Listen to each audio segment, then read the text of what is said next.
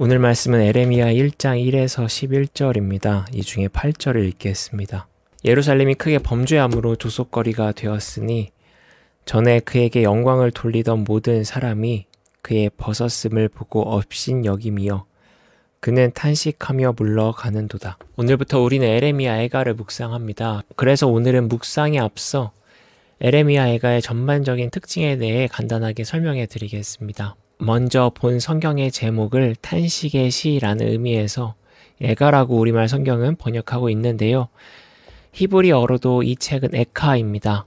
에카는 어떻게 혹은 슬프다를 의미하는 탄식의 표현입니다. 흥미롭게도 우리말 애가와 발음이 비슷합니다. 에레미야 애가는 제목에서 알 수 있듯이 탄식이 쓰여있는 성경이고 교회 전통에서 애가는 에레미야의 책으로 알려졌습니다. 즉 에레미야가 이 성경을 썼다는 것이죠. 따라서 성경 에레미야 뒤에 애가를 배치하였고 이 성경을 읽는 독자가 바벨론에 패망한 이스라엘을 가정하며 하나님께 탄식하는 에레미야를 떠올리게 하였습니다. 그러나 최초에 완성된 히브리어 성경에서는 애가를 에레미야 뒤에 배치하지 않았습니다. 이스라엘의 주요한 절기에 읽는 성경들과 함께 두며 이 애가를 유대민족의 대재난 추모일에 낭독했다고 합니다.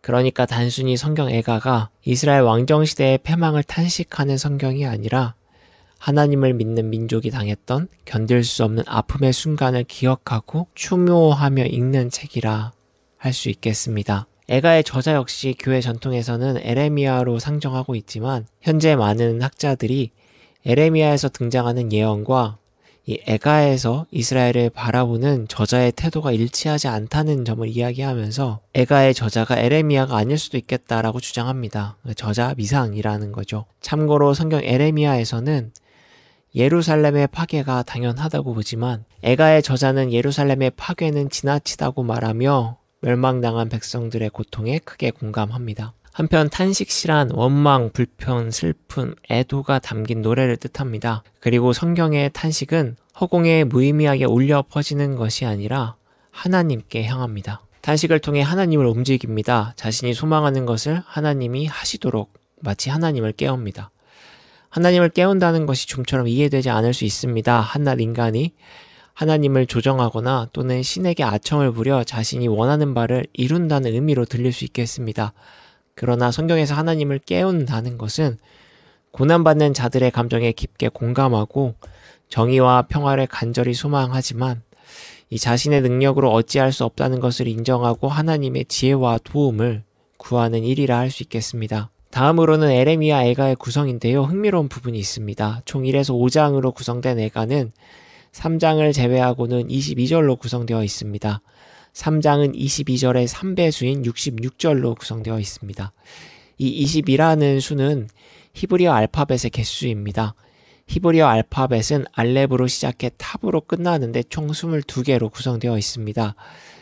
애가는 이 22개의 히브리어 알파벳 첫 자를 사용해서 순서대로 각 절을 구성합니다. 그러니까 우리말로 예를 들어보자면 1절은 가장 귀하신 하나님, 2절은 나의 가장 귀하신 하나님, 3절은 다스리시는 하나님. 이렇게 알파벳 첫 자를 사용해서 썼다는 이야기입니다. 그리고 3장은 예외적으로 3절마다 동일한 히브리어 알파벳을 사용합니다. 그러니까 히브리어 첫 알파벳인 알렙을 사용해서 1에서 3절까지를 기록하고 그 다음 알파벳인 베트로 시작해서 4에서 6절을 기록하고 이런 식으로 22개 알파벳에 3절씩 할당하여 66절을 채워갑니다. 이러한 문학 기법을 아크로스틱이라고 하는데요. 시편에서도 이 기법은 등장합니다.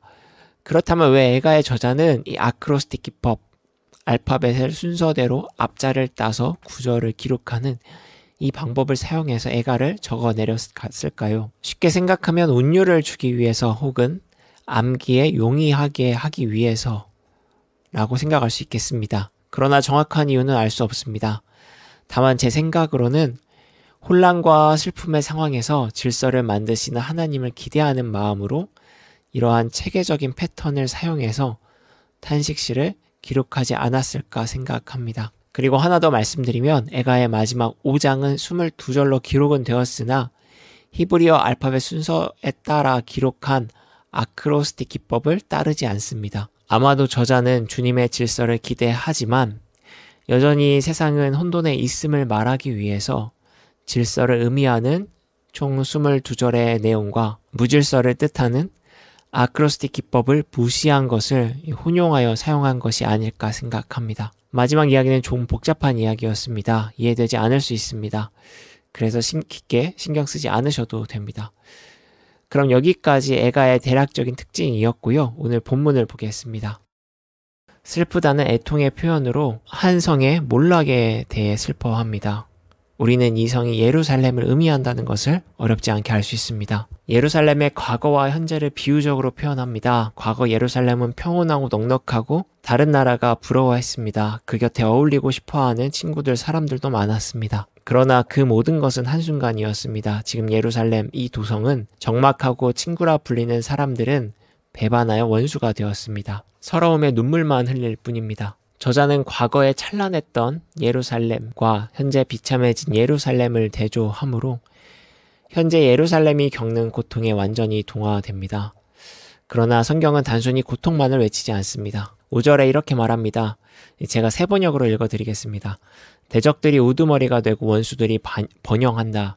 허물이 많다고 주님께서 그에게 고통을 주셨다. 또 8절에 이렇게 말합니다. 동일하게 세 번역입니다. 예루살렘이 그렇게 죄를 짓더니 마침내 조롱거리가 되었구나. 애가의 시인은 짧지만 현재 이스라엘 고통의 이유를 밝히고 있습니다. 그것은 예루살렘이 하나님의 법을 떠나고 예언을 무시했기 때문입니다. 애가는 이처럼 비참한 상황에 깊게 공감하면서도 여전히 과거를 돌이키는 일을 합니다. 이를 조금 넓게 해석하면 성찰이라 할 수 있겠습니다. 성경의 탄식은 성찰을 배제하지 않습니다. 성찰을 통해 인간은 하나님과 가까워지기 때문입니다. 성찰을 통해 우리는 인간의 나약함을 발견하고 그럼에도 함께 하시는 주님의 은혜를 알게 됩니다. 또한 미처 내가 몰랐던 타인의 슬픔을 발견합니다. 그들의 아픔에 공감합니다. 하나님의 눈으로 세상을 보게 되는 것입니다. 성찰이 갖는 힘입니다. 지금 대한민국은 한강 작가의 노벨 문학상 수상으로 떠들썩한데요. 한 인문학 큐레이터는 이 한강 씨의 수상에 대해 이야기하며 노벨 문학상과 평화상은 여느 노벨상과는 다르게 과거를 향하는 인물에게 주어진다고 말합니다. 그러니까 노벨 경제학상, 물리학상 이런 상들은 도래할 미래를 향해 학문을 펼치는 학자들에게 수여되는 상이라면 문학상과 평화상은 그렇지 않다는 것이죠.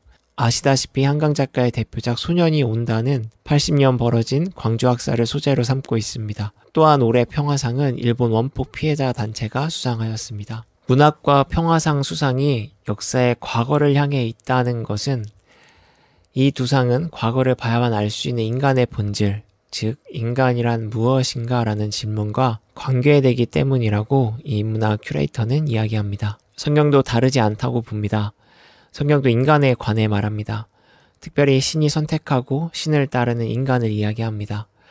그들의 신은 누구인지, 그 신을 믿는 인간은 어떤 행동을 하고 또 어떤 미래를 기대해야 하는지 말이죠. 하나님을 믿는 인간의 삶이 무엇인지 말하고 그것을 읽는 우리를 고민하게 합니다. 따라서 성경은 필연적으로 하나님과 우리 그리고 나를 알기 위해 마주한 상황에 단지 웃거나 그저 울기만 할 것이 아니라 지금을 존재하게 한 과거를 돌아보는 성찰이 필요하다고 말합니다. 과거 누렸던 기쁨에 누군가의 아픔이 서려 있지 않았는지 아니면 반대로 비참했던 과거가 오늘의 기쁨의 씨앗이 되지 않았는지 말이죠.